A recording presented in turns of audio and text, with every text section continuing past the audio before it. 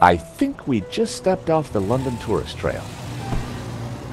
I guess this Hobbs character doesn't like visitors.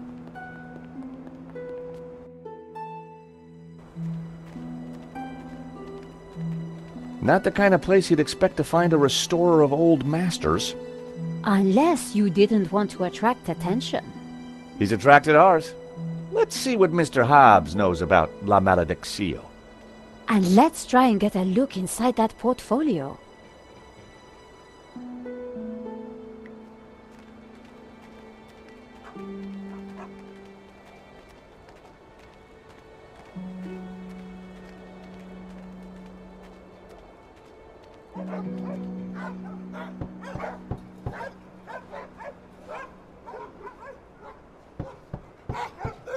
I don't think there's anyone home. There's a light on upstairs.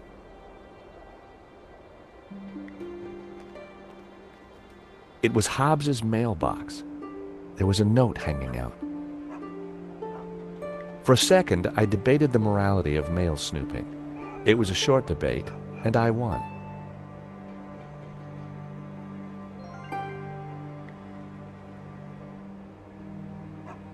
I decided to open the letter. Dear Mr. Hobbs, due to previous incidents, we are writing to inform you that we will no longer be sending models to your address. It went on to discuss Hobbs's temper and other alleged infractions, some of which still carry the death sentence in certain less sophisticated cultures. Interesting. This could come in useful.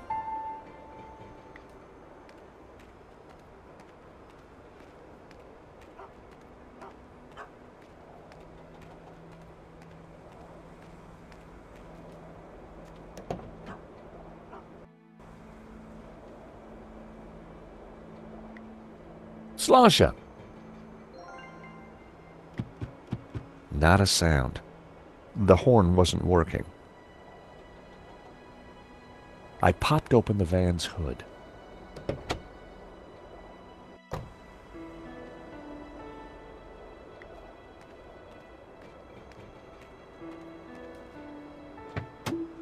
The engine was held together by rust and dirt. Everything was covered in a sticky film of dirty black oil. Half the wiring wasn't connected to anything. It was clear why the horn hadn't made a noise. Neither hornpipe was connected to either the battery or the cab. It was one of two horns in the van. It didn't seem to be connected to anything else under the hood.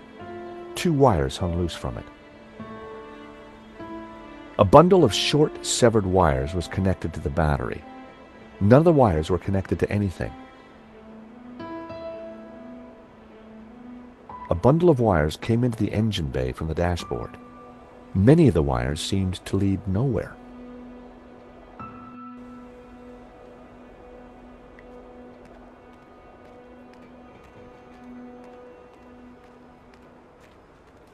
Piles of junk, mostly boxes of old paints and scraps of picture frames. Mixed in were wires, cardboard, and some dubious-looking old clothes.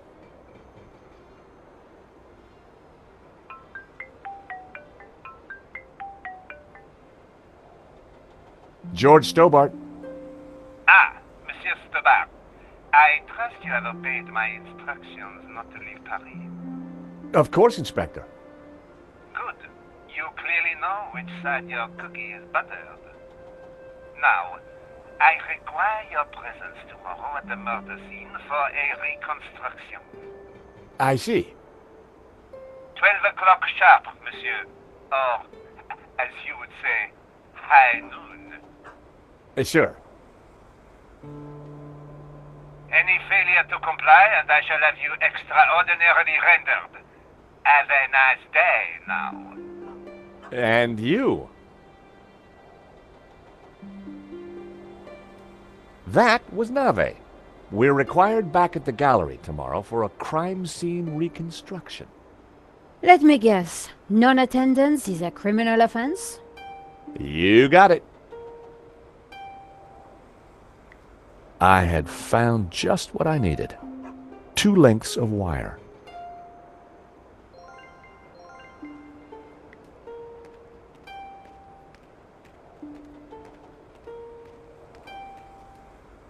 The engine bay was a mess.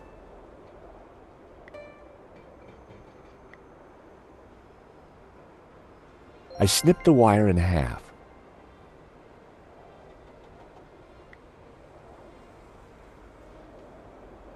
The wire was just long enough to connect the battery to the horn.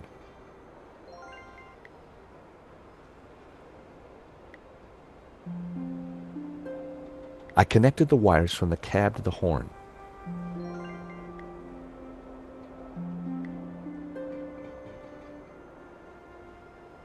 Everything was wired up. The horn had power.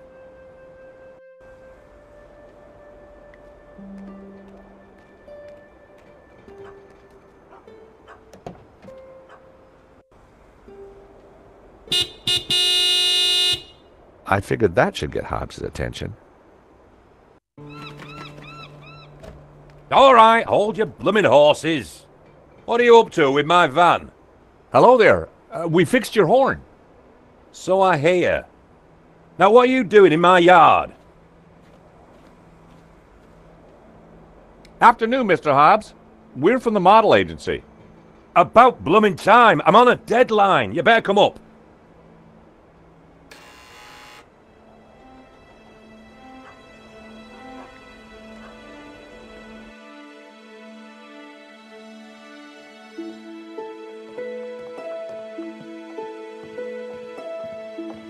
About time you two showed up. Hello, Mr. Hobbs. I was just wondering if... Can it, Goldilocks? I don't have time for chit-chat. Just get undressed behind that screen. Undressed? That was the deal. An extra 20 quid because I need you with your kit off. The studio was freezing. And as for you, darling, no need to get undressed. I've got a vivid imagination, so I'll just use that. Either way, just go sit over there on that rug and give me your best belly-pock floozy.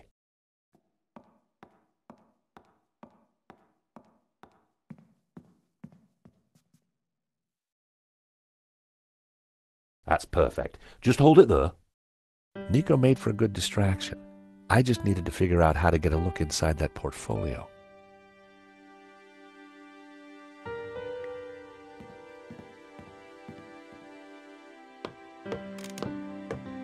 Oh, you! Get down from there, it's private!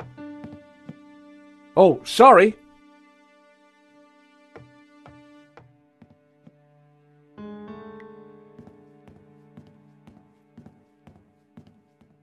A variety of liquor bottles, all empty.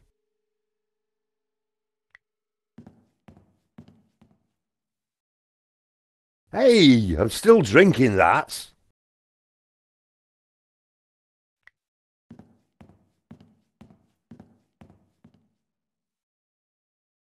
Hi, what do you think you're doing? Oh, sorry. I was just going to take a look at some of your pictures. You're very good.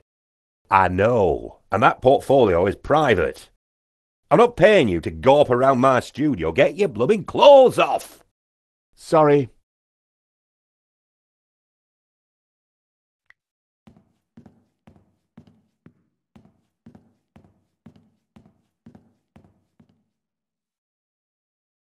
Wow, an old Bofson Wang stereo.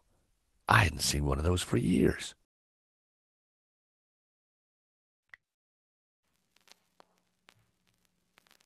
I turned the volume up a few notches.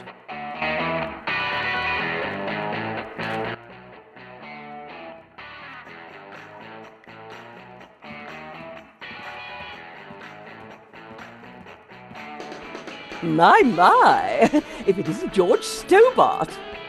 Lady Piermont. Oh my, you're... Naked? Of course. As an artist's muse, one often finds oneself en pelotas. Now, George, don't be shy. Come here and give me a big hug.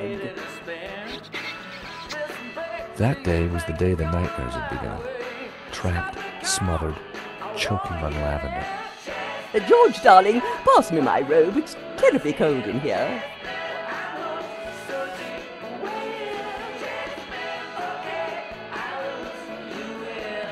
Oi, what are you doing with a blooming robe on? God help me, but you're supposed to be naked. I've got a deadline to meet. Well, you won't be meeting any deadlines with manners like that. And besides, it's freezing in here.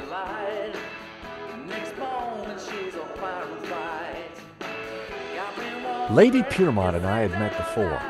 She was larger than life, in every way.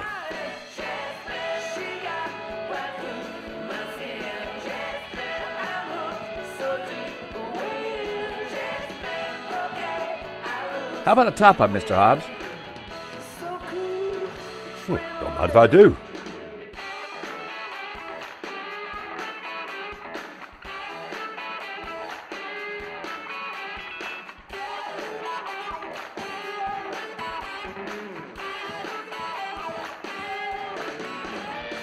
Lady Piermont. Oh, George, be a darling and sort the heating out in here. I'll see what I can do.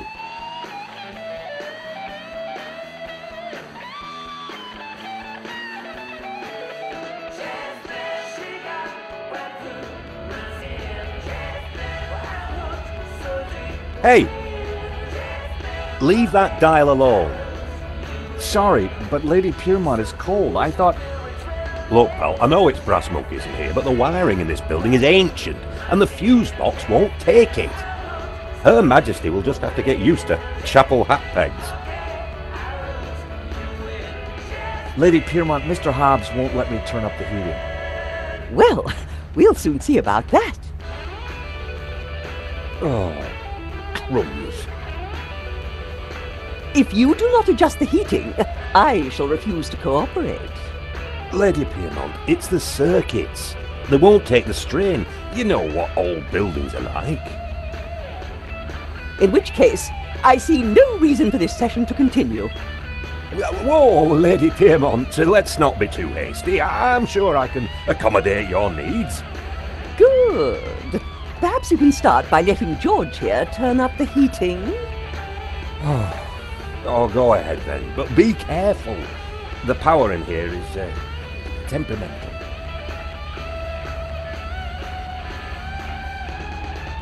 I'd turned the thermostat up as far as it would go.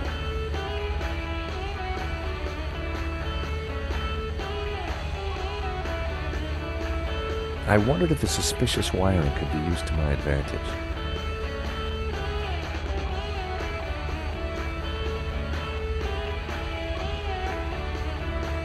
A word, if I may, Lady Piermont. For you, George, I'm all ears. How can I help? Can you keep a secret, Lady Piermont? I am the very soul of discretion, as you know.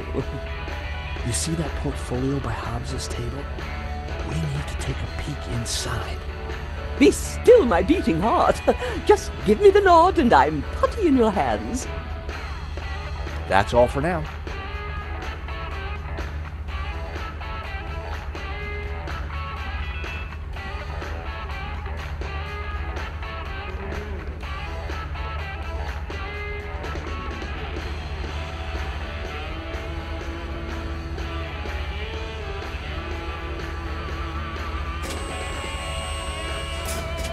Oh, you! Get down from there. You'll trip the power in the whole building if you're not careful. Blowing the power would certainly have distracted Hobbs, but the elevator alone wasn't going to trip the whole system.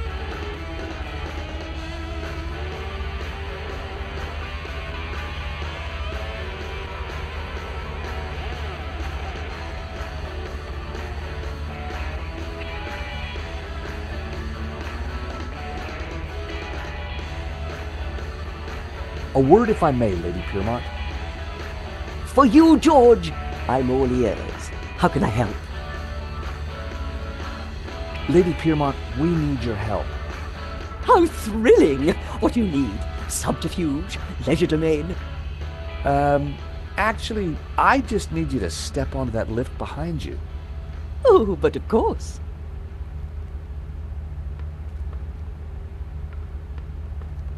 Is this good, George, darling? Perfect. Now, just stay right there.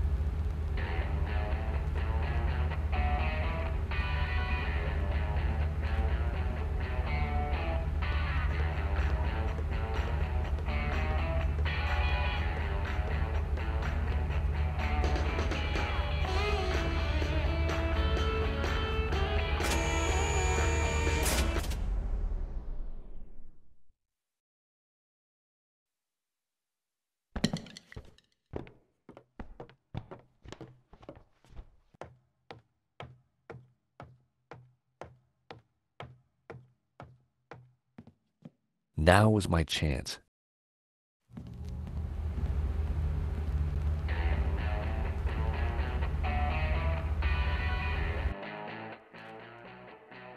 It was one of Hobbes' sketches.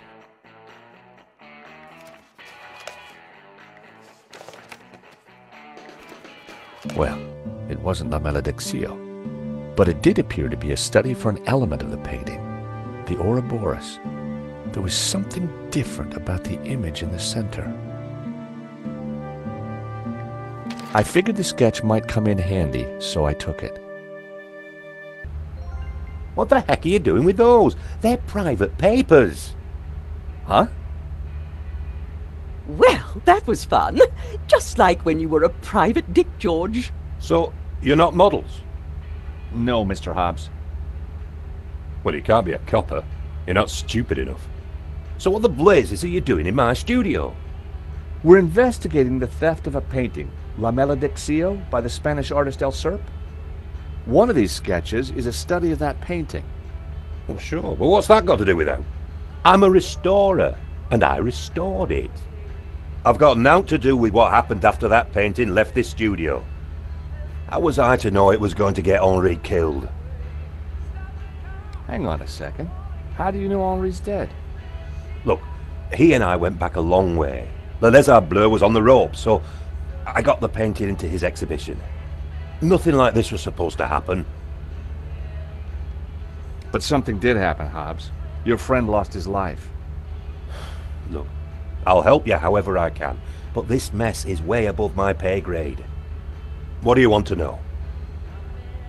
How come you needed to make so many sketches of the painting to restore it? Restoration's not about throwing a load of paint around. It takes research. The Serp is a complicated painting. A lot of subtext. A lot of symbols. Why would anyone want to steal La Maledictio? It's not exactly a famous painting. True, but there is something special about it that's hard to describe. There's conviction in every brushstroke. Whoever El Serp was, he had a tale to tell. The symbolism is deeply religious. We have reason to believe that Madovsky is mixed up in the theft of La Maledictio. Eh? What would he gain from stealing his own painting? We have strong evidence that Madovsky is not the real owner. You'll have a hard time proving that. Medovsky has a full set of provenances for the painting. It traces its legitimate ownership all the way back to the painter. Why didn't Madovsky mention him? Because they're not with him. Henri's got them. Or had them. And Henri is dead. So ask his partner. Lane? Lane, yeah, Lane. Look, pal, you're wasting your time looking for conspiracies here. And you're wasting my time if you're not actually going to get naked. Go get the provenance from Lane, and everything will turn out hunky-dory. But it also puts Marquez's story into question. Not my problem, darling. Now both of you, get lost. I've got a painting to finish. And we have a critic to interrogate. Someone's lying, but who? Is it the gangster or the old Spaniard? The painter or the art critic? I need to head back for Nave's reconstruction. What about the evidence from Medovsky's house? Will you give it to Nave? I think I should. And I can put the squeeze on Lane. Ask him about the provenance. Good. I've got lunch with Ronnie tomorrow. This story is hotting up, and I want to make sure he keeps me on it. Taxi!